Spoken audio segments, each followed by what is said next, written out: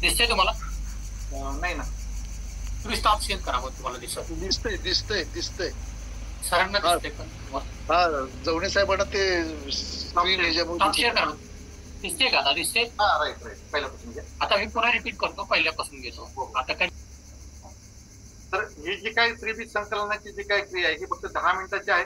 10 ते 15 मिनिटात आपण करू शकतो, ज्याच्यामध्ये आपण तिच्या गाईला थोडीशी शेपटीच्या ठिकाणी भूल देतो आणि नंतर हे जे काही सक्शन पंप आहे आणि त्या गनच्या साह्याने आपण त्या गनला पुढे एक निडल जोडलेली असते आणि ज्यावेळेस आपण हा प्रोब टाकतो तर त्या प्रोब मध्ये हे पूर्णपणे त्रिबीज कोष दिसतो, त्याच्यावरती फॉलिकल दिसतात आणि मग हे एक एक फॉलिकल आपण या निडलच्या साह्याने गोळा करून घेतो आणि हे जे काही फॉलिकल येतं ते आपण ज्या या मिडलला आणि पाईपला टेस्ट ट्यूब जोडलेले आहे त्या टेस्ट ट्यूब मध्ये हे सगळे फॉलिकल किंवा आपण त्याला श्रीबीज म्हणू शकतो, ते श्रीबीज एक एक करून गोळा करतो.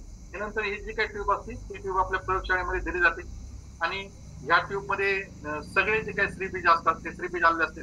त्यानंतर आपण हे श्रीबीज नंतर वॉश करून घेतो, फिल्टर करून घेतो आणि त्यांचं ग्रेडिंग करतो. वेगवेगळ्या त्या मायक्रोस्कोप खाली ते सगळे जे काही श्रीबीज ती शोधतो आणि अशा प्रकारचे श्रीबीज आपल्याला मिळतात आणि मग ते श्रीबीज आपण या मशीन मध्ये परिपक्व होण्यासाठी देऊ.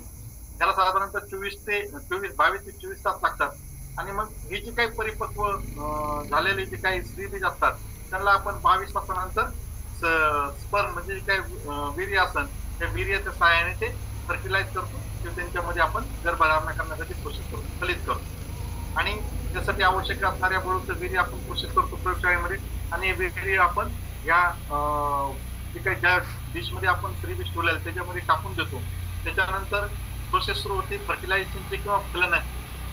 ती साधारणतः 16 ते 18 तासानंतर ही जी काही श्रीबीज दिसतात त्याला त्यांच्यामध्ये डिव्हिजन सुरू होते, डिव्हिजन सुरू होते. पहिल्यांदा ही एक जी काही पेशी असतात त्या एक पेशीच्या नंतर मग 2 पेशी बनतात, 2 पेशीचे 4 पेशी बनतात.